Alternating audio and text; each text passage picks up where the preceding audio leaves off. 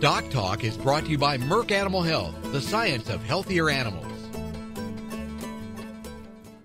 Hey folks, welcome to DocTalk. I'm Dr. Dan Thompson. I'm tickled to death that you joined us today. We're going to talk about the #1 killer of beef cattle in the United States, bovine respiratory disease. And we're going to talk about how to treat cattle with bovine respiratory disease with Dr. Mike Apley from right here at Kansas State University. Stay tuned. As dependable as the sunrise, in dairy parlors, open pastures, on ranches and feed yards across America, a place where reputation is more than a name, where the science of healthier animals is a way of life. It's the responsibility that drives who we are and what we do. Every decision, every day. It's your livelihood and our responsibility. Closed caption brought to you by AgriLabs, the perfect pairing of performance and value.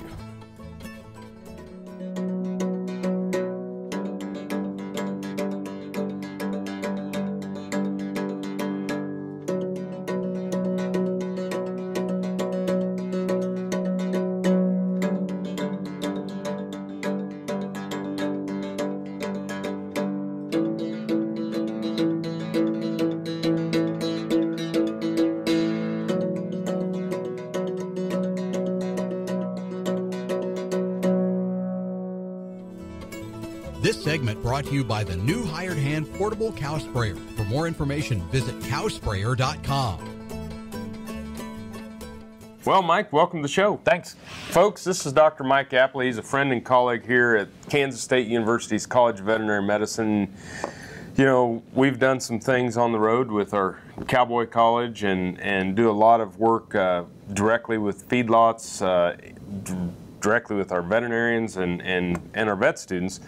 And BRD is one of those things that has kind of been one of the things we've worked with a lot. Main staple, yeah. Yeah, so we talk about bovine respiratory disease in beef cattle. You know, the big thing that the first thing we have to do is identify sick cattle out in the pen. And what are some of the things that you kind of coach on for picking up one that's not doing right? Well, one of the things I encourage people to do is, you know, we need a protocol anymore. I think the days of not having written plans are really behind us, and it makes some people squirm, but it forces us to plan and really think about it. And I encourage people to write down what they're looking for, especially for training the next generation or new help. And they may even use a scoring system. Sometimes we use a 0 to 4, where 0's, hey, there's nothing wrong with this calf, 4 is it can't get up, and then we might argue a little bit about 1, 2, or 3 in the middle. But that's a training tool, because by arguing about how ill the animal really is or depressed, that forces us to talk about what we're seeing and then train and interchange about that. So we call it a case definition in veterinary medicine about which ones we'll actually treat, and it shouldn't be all of them in a pen situation. Obviously, we're going to, you know, unless we're applying treatment for control on arrival or something, but we're going in to pick out certain animals. And let's talk about the criteria that we're going to do: depression, how they move, and then we'll have secondary criteria when we get to the chute, and that includes maybe temperature or listening to them or a variety of different things. But that's our main, those two things put together. And so when we talk about out in the pen, let's do our primary and then let's go through our secondary. But let's get out in the pen. You know, the old DART protocol is pretty hard to beat. But what are some of the things that you're having cowboys, pen riders, farmer feeders look for in identifying a calf that's sick? Sometimes you got to adjust your dial on the way those cattle are behaving. You know, ones that are a little wilder might not allow you to see the illness as quick or as much, and so you have to be a little more tuned into them. Basically, depression, hanging out from the others, it really draws my eye when I go up to a group of calves and everyone moves away except 1 or 2, or some are slower. So really heavily on depression, how well they're eating. I'll sure let a sunken flank make me look over a calf, but I won't let a full belly talk me out of pulling one if I think they're really sick. Respiration rate, depends on the time of the day, as all our listeners would know, and how you evaluate that. But it's one that really stands out as different from the others. And the way they present to you may change in in the way they do that as they become more used to you and more comfortable with you and are not viewing you as a predator or a threat to them. So really standing out from others is one way. Yeah, we're going to take a break, but the big thing, you know, is cattle are kind of like people. You have people that have a hangnail and they miss work for 2 weeks, Yep. and you got people that come to work every day with Ebola virus and blood coming out of their eyes, and cattle that get sick, and some of them you can identify real easy, and some of them blend in and won't let their Right. guard down.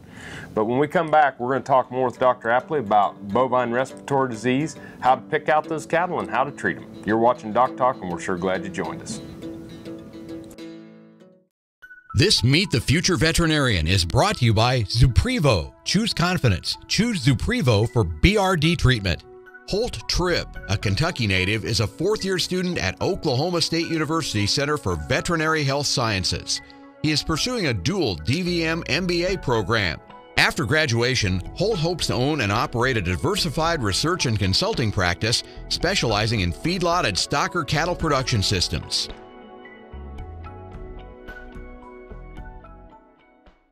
Some call it a come-from-behind victory, an unlikely win, a reversal of fortune, snatching victory from the jaws of defeat. This is our moment, our victory dance, because we choose confidence. We choose Zuprevo for BRD treatment. Ask your veterinarian to prescribe Zuprevo. Zuprevo is a fast-acting, long-lasting BRD treatment that you can count on to get the job done. Choose confidence.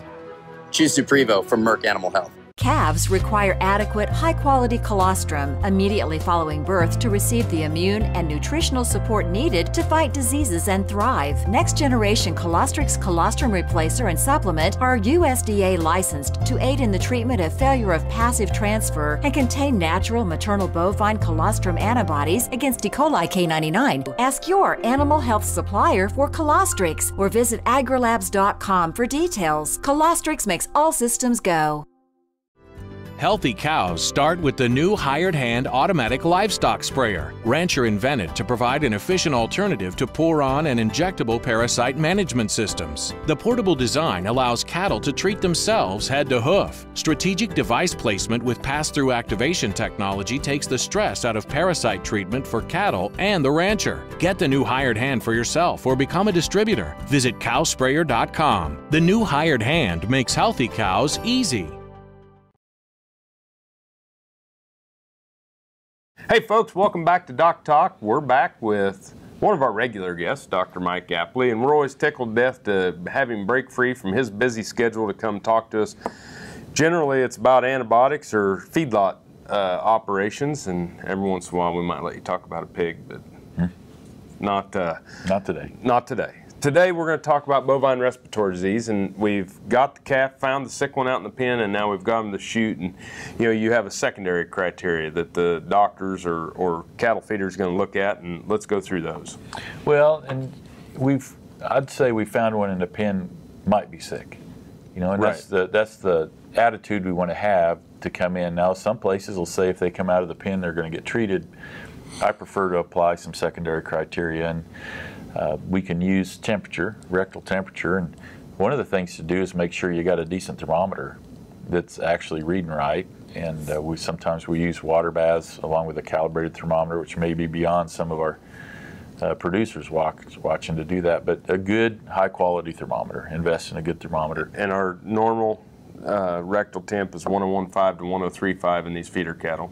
Most of the time, and of course, hot afternoon, it's going to be higher. And but I usually use at least a 1035 to 104 cutoff. Yep. And there's going to be some exceptions to that, but if we just make a lot of exceptions, sometimes we end up treating a bunch that don't need to be treated.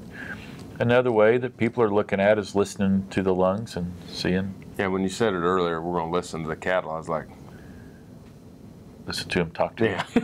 Hear those little voices. That's only late at night.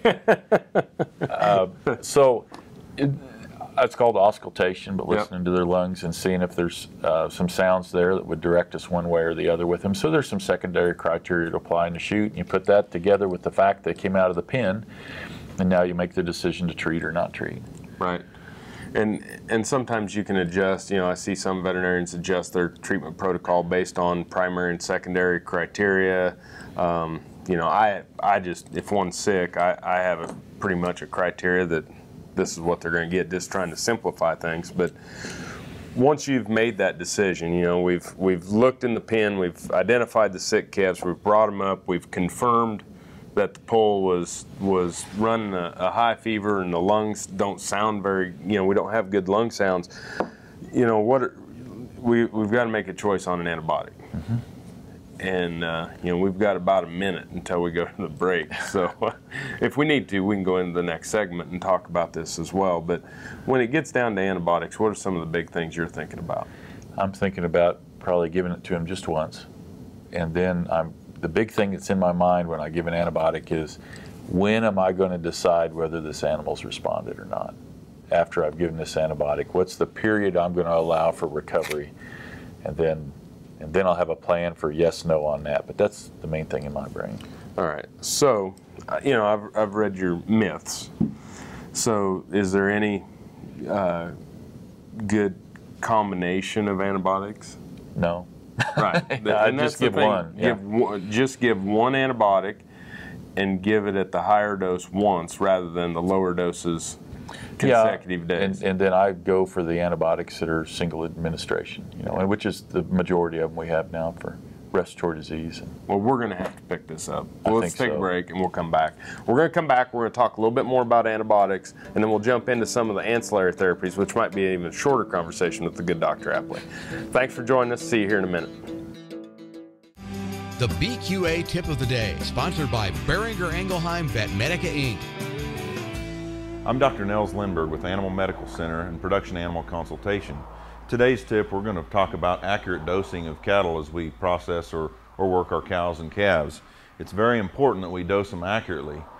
How many times do you set your automatic dosing gun for your wormer, just set it on a flat 60 and process your cows? I would suggest or recognize that we actually ought to take a more accurate approach with the weight and dose it up and down accordingly. We could be overdosing, we could be underdosing. Underdosing, as we know, leads to resistance. Overdosing reduces efficiency. So the most accurate way is to bring them in the chute, have a scale head, collect a weight, and dose them accordingly. If you don't have a scale head, I would suggest that you could get one.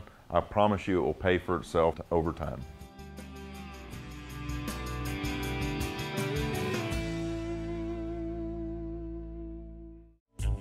Say this is a calf that's been run through the chute a few too many times. Going through the chute stresses cattle, causing them not to eat like they should. Luckily, Pyramid 5 plus Presponse SQ provides proven protection against key respiratory diseases in a single shot, with just one trip through the chute.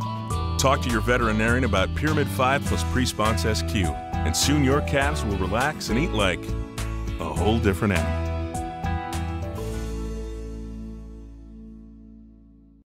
Broadband has become as important to us as highways. That is why DocTalk is teaming up with NTCA, the Rural Broadband Association, and rural broadband companies like Blue Valley Telecommunications in fighting for quality broadband access through the program Smart Rural Communities. I don't think we have any idea what's coming in the future. I couldn't have imagined 5 years ago what we're doing today. So in 2 years, I would guess there's things we can't imagine that we're going to be doing. To learn more, visit ntca.org/smart or bluevalley.net. Hello friends, I'm Ernie Rodina. And I'm Dawn Dawson with the Better Horses Radio Show. For over 9 years, we've been bringing the Better Horses Radio Show to markets all across the Midwest. We talk about God, lots about horses. We talk about cows, we talk about horse health, we talk to top trainers, and we even talk about Roy Rogers. We are having a blast with Better Horses Radio Show and would love to take it to a market near you. So visit our website at betterhorsesradio.com and let us or your local radio station know you'd like to hear it in your area. The Better Horses Radio Show is unbelievable.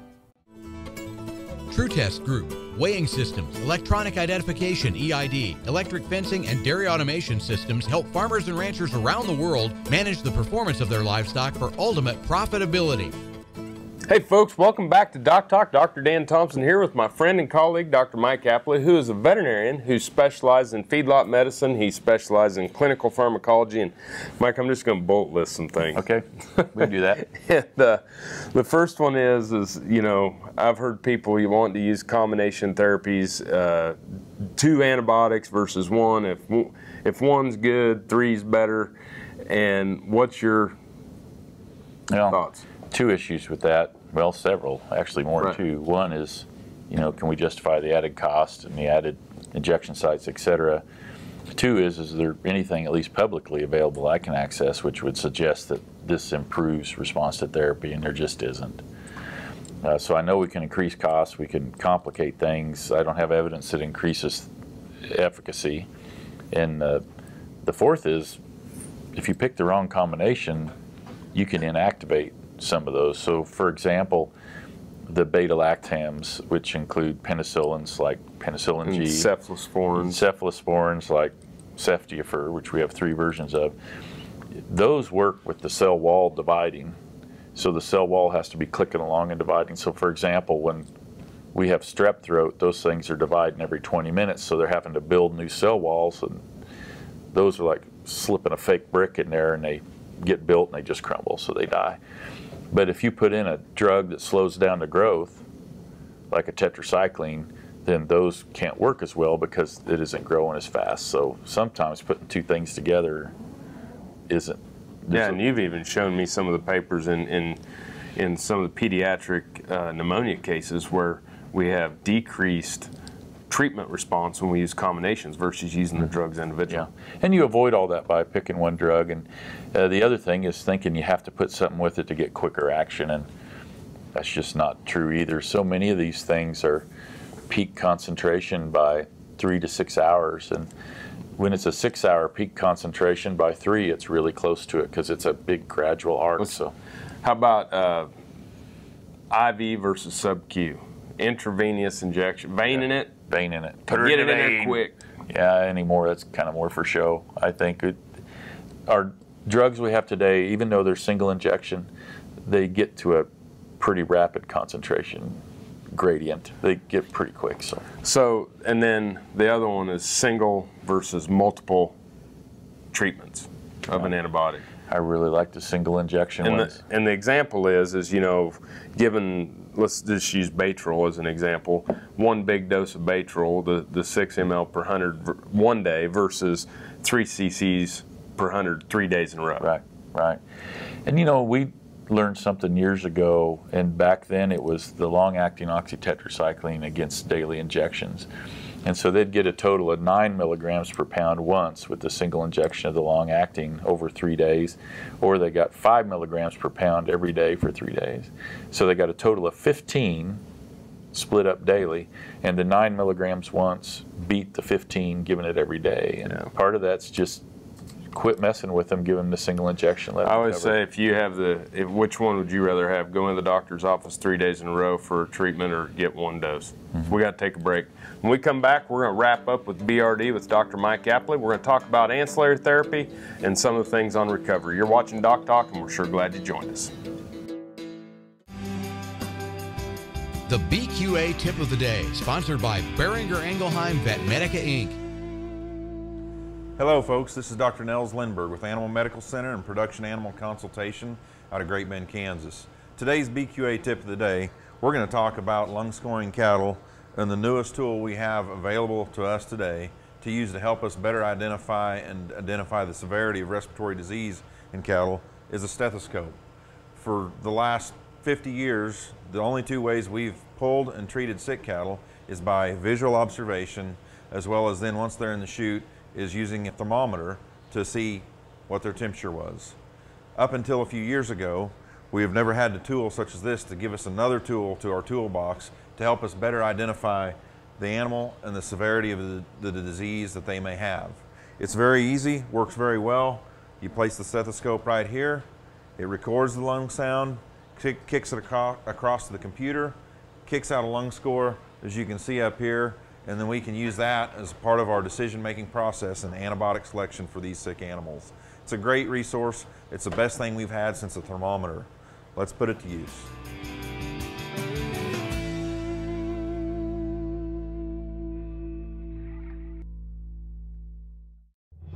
No matter where, no matter why, the Veterinary Health Center at Kansas State University is committed to providing quality patient care to animals and exceptional customer service to their owners. From routine checkups to emergency and specialty care, our world-renowned specialists and experienced professionals are here to discover, to teach, and to heal. Let us know. How can I help? How can we help? Working your cattle just got easier. Introducing the new VetGun delivery system, a new way to apply topical insecticides to your cattle. The VetGun lets you remotely treat cattle with effective parasite control, so you can do it just walking among the herd. It's that simple. The proven topical insecticide AML VetCap is used with the VetGun. It works fast to control horn flies and lice while minimizing stress on your cattle. Fast, easy, effective. VetGun. Check with your animal health supplier for availability. Beef producers asked for it, and the wait is over. Enroflox 100 Enrofloxacin from Norbrook, now approved for single-dose treatment and control of bovine respiratory disease, with the same active ingredient and dosing regimen as Baytril 100 in beef and non-lactating dairy cattle. Choose Enroflox 100 when looking for an injectable antimicrobial solution to treat and control BRD. Observe label directions and withdrawal times. See product labeling for full product information, including warnings and precautions. Consult your veterinarian to see if Enroflox 100 is right for your cattle.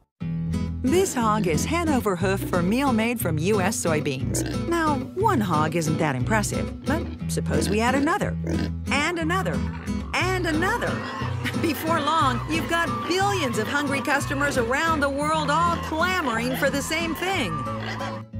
Our soybeans. Learn more about the billion-dollar appetite of animal agriculture at BeyondTheElevator.com. Brought to you by America's soybean farmers and their checkoff. Valley Vet Supply is devoted to providing information and professional quality products at reasonable prices. Valley Vet Supply. This segment is brought to you by the Beef Quality Assurance Program and the Kansas Beef Council, improving animal care and beef safety for more than 20 years. Hey folks, welcome back to DocTalk. Dr. Mike Apley here at Kansas State University's College of Veterinary Medicine, talking about BRD treatment. And we kind of hammered on work with your veterinarian, identify cattle early, set up criteria on when you're going to treat them, one antibiotic, single dose, sub-Q, and then we get to the question, what else do we give them? Time. Time's a good answer.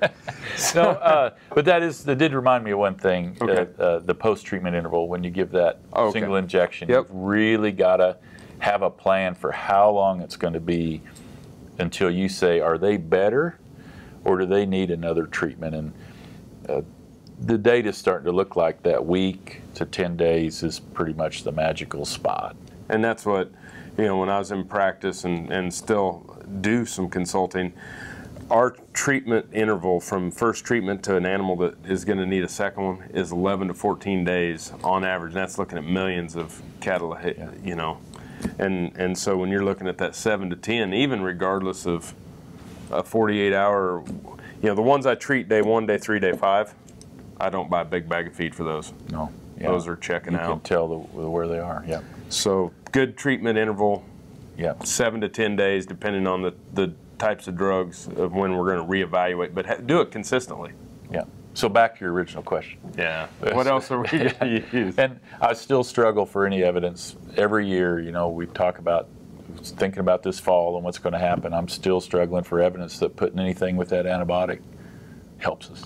Helps us in long-term recovery and getting that calf back to being a productive animal. And so we're talking about B vitamins, and folks, we're talking about, when we say ancillary therapy, we're going to give the calf an antibiotic, but we're also maybe going to treat him with something else at that point in time. And I'm with you. I haven't seen anything yet that says that treating with, whether it's B vitamins, IBR vaccination, vitamin C, Banamine or flunixin, meglumine, what else? Dexamethasone. Yeah, dexamethasone especially. I think there's pretty clear evidence we can do some harm with that one.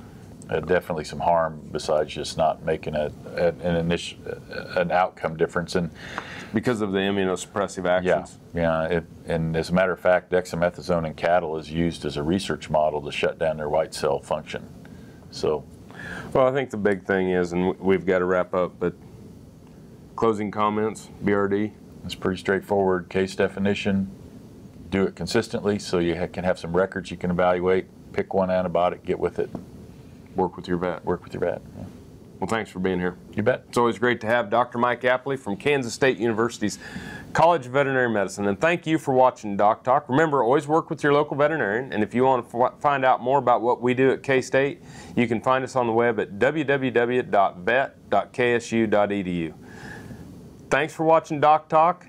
I appreciate all that you do, and I'll see you down the road. Closed caption brought to you by AgriLabs, the perfect pairing of performance and value. For more information about this program or previous programs, go to DocTalkTV.com.